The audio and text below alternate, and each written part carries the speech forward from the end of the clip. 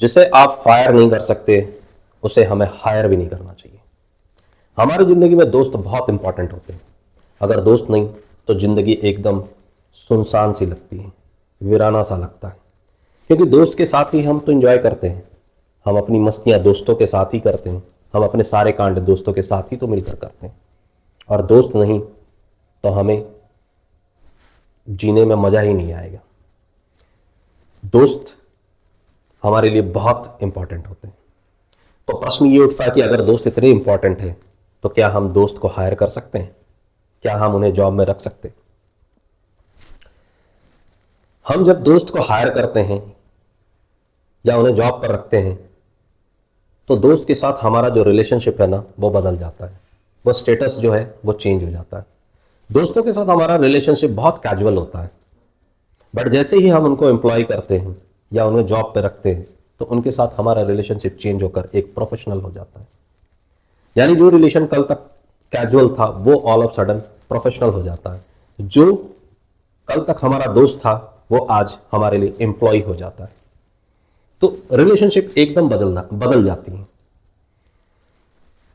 मेरी राय में हायरिंग बहुत सोच समझ कर करनी चाहिए। हायरिंग एक जल्दीबाजी का प्रोसेस नहीं है। हायरिंग एक सेट प्रोसीड्योर के हिसाब से ही होना चाहिए।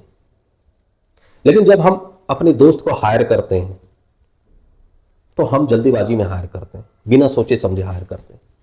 हम कभी ये चेक करने की कोशिश नहीं करते हैं कि हम जिस दोस्त को हायर कर रहे हैं क्या वो डिजर्व कर भी रहा है या नहीं कर रहा है। जिस पोजीशंस के लिए हम हायर कर रहे हैं उस पोजीशंस के लिए उसके पास रिक्वायर्ड स्किल है या नहीं है। बट हम इमोशंस में आकर अपने दोस्त को हायर कर लेते हैं, जो कि एक गलत डिसीजन साबित होता है। जब हम दोस्त को हायर करते हैं तो इसका इंपैक्ट हमारे दूसरे टीम मेंबर पर भी पड़ता है। जब दोस्त ऑनबोर्ड होता है तो दूसरे टीम मेंबर उसे एम्प्लॉय के तौर पे नहीं देखते, बल्कि उन्हें लगता है कि आपका दोस्त एक मुखबिर है, एक इन्फॉर्मर है, जिसे आपने जानबूझकर प्लेस किया है ताकि ऑफिस के इंफॉर्मेशंस वो आप तक पहुंचाता रहे। तो लोगों के बीच में भी एक ट्रस्ट की भावना नहीं डेवलप हो पाती। लोग भी आपके दोस्त को एज अ कोलीग एक्सेप्ट नहीं कर पाते हैं। दूसरी तरफ आपके लिए बहुत कठिन हो जाता है कार्य करना अपने दोस्त के साथ, क्योंकि फाइनली बिजनेस कोई चैरिटी गेम नहीं है। बिजनेस में आपको भी प्रॉफिट चाहिए, बिजनेस में आपको भी नंबर चाहिए। तो जिस पोजीशंस के लिए आपने अपने दोस्त को हायर किया है तो आपको भी उस पोजीशंस में रिजल्ट चाहिए होता है। आपको भी ये उम्मीदें होती हैं कि आपका दोस्त भी आपको बिजनेस टारगेट अचीव करके दे। तो आपके लिए बड़ा कठिन हो जाता है कि किसी भी बिजनेस रिव्यू में जब टारगेट अचीव नहीं हो रहा है तो आप अपने दोस्त को उसके परफॉर्मेंस के लिए क्वेश्चंस कर सके, टफ क्वेश्चंस कर सके। आप सवाल पूछ सके कि आपके फेलियर का कारण क्या है, आपने टारगेट को क्यों अचीव नहीं कर पाया। जिस दोस्त के साथ कभी आप अदब के साथ जाम छलकाते थे उसी दोस्त को परफॉर्मेंस के लिए क्वेश्चन करना इतना आसान नहीं होगा, बहुत कठिन होगा। जिस दोस्त के साथ आप बहुत कैजुअल या गालियां दे देते थे, मस्तियां कर लेते थे, उसी दोस्त को परफॉर्मेंस मेमो इशू करना इतना आसान नहीं होगा, बहुत मुश्किल है। दूसरे कैंडिडेट को, दूसरे टीम मेंबर को आप बहुत आसानी से क्वेश्चन कर सकते हैं, बहुत आसानी से आप परफॉर्मेंस मेमो इशू कर सकते हैं, क्योंकि उनके साथ आपका वो इमोशंस नहीं जुड़ा हुआ जो आपका आपके दोस्त के साथ जुड़ा हुआ है। वो इमोशंस आपको ये सब करने में डिफिकल्टी एक तरह से देगी, क्योंकि उसके आपके दोस्त के साथ जो इमोशन जुड़ा हुआ है वो आपको ये सब करने से कहीं ना कहीं रोकेगा, और जिसके चलते आपका बिजनेस हैम्पर होगा।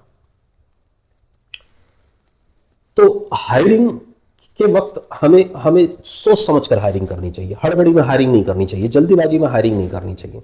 हमें हायरिंग करते समय यह सोचना चाहिए कि कैंडिडेट को ले या नहीं ले, या ये सोचकर ही लेना चाहिए कि इससे बेटर कोई कैंडिडेट अगर है तो हमें उन्हें हायर करना चाहिए। अपने दोस्त को हायर करने के पहले हमें छानबीन कर लेनी चाहिए कि अगर दोस्त से बेटर कोई कैंडिडेट मिल रहा है जो स्किल्ड चाहिए उस पोजीशन के लिए, वो अगर हमें मिल जा रही है तो हमें दोस्त के बजाय उस स्किल्ड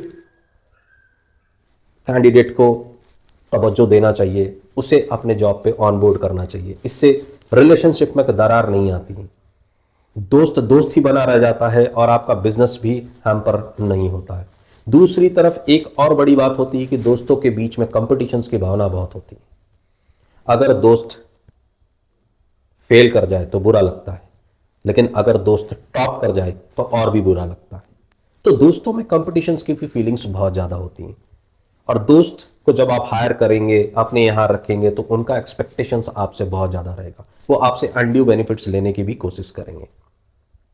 तो इसीलिए हायरिंग हमेशा सोच समझ कर करनी चाहिए, जल्दीबाजी में नहीं करनी चाहिए। हमें वो प्रोसेस को फॉलो कर कर ही हायरिंग करनी चाहिए और हमेशा यही कोशिश करना चाहिए कि डिजर्विंग कैंडिडेट को ही हम हायर करें।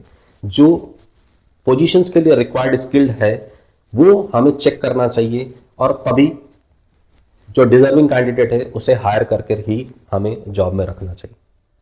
इसके बावजूद भी अगर आपको लगता है कि आपके दोस्त को हायर करना है तो हमें अपने दोस्त के साथ बैठकर सारी चीज़ें क्लियर कर लेनी चाहिए।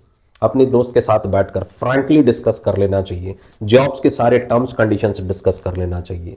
ये जांच लेना चाहिए कि मेरे दोस्त में वो रिक्वायर्ड स्किल्ड है या नहीं है। अगर वो रिक्वायर्ड स्किल्ड है तो दोस्त के साथ बैठकर सारी चीज़ें डिस्कस करनी चाहिए, सारी बातें बताकर उसके साथ डिस्कस करके, और ये भी मेंटली प्रिपेयर होकर रेडी रहना चाहिए कि अगर ज़रूरत पड़े तो हम उसे फायर भी कर सकें।